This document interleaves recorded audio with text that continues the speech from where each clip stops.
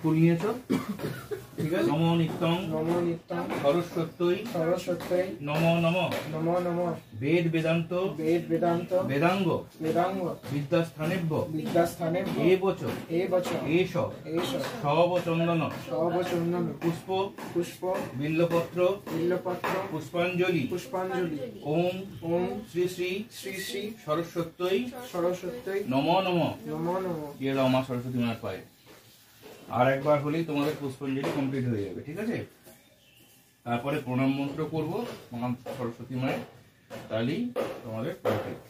আবার জোরহাত করে বলো, ওং ভদ্রকাল্যই নমো নিত্যং সরস্বত্যই নমো নমঃ বেদ বেদান্ত বেদাঙ্গ বিদ্যাস্থানেভ্য এবচ এষ সবচন্দন পুষ্প বিল্লপত্র পুষ্পাঞ্জলি ওম শ্রী শ্রী সরস্বত্য নমো নমঃ।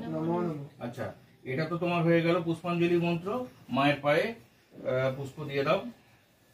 আচ্ছা, এবার সরস্বতী প্রণাম মন্ত্র করো, জোরহাত করে বলো। ওম জয় জয় দেবী চরাচর সারে কুচযোগ শোভিত মুক্তাহারে বীণা রঞ্জিত পুস্তক হস্তে ভগবতী ভারতী দেবী নমস্তুতে। ওম সরস্বতী মহাভাগে বিদ্যা কমল লোচনে বিশ্বরূপে বিশালাক্ষী বিদ্যাং দেহি নমস্তুতে।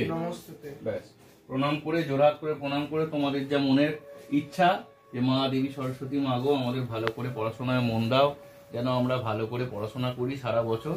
আর ভালো করে পড়াশোনা করলে তবেই মা সরস্বতী কিন্তু তোমাদের ভালো রেজাল্ট করাবে, শুধু ঠাকুর ডাকলে হবে না। ঠিক আছে, যাও এবারের মতো সরস্বতী পুজো কমপ্লিট।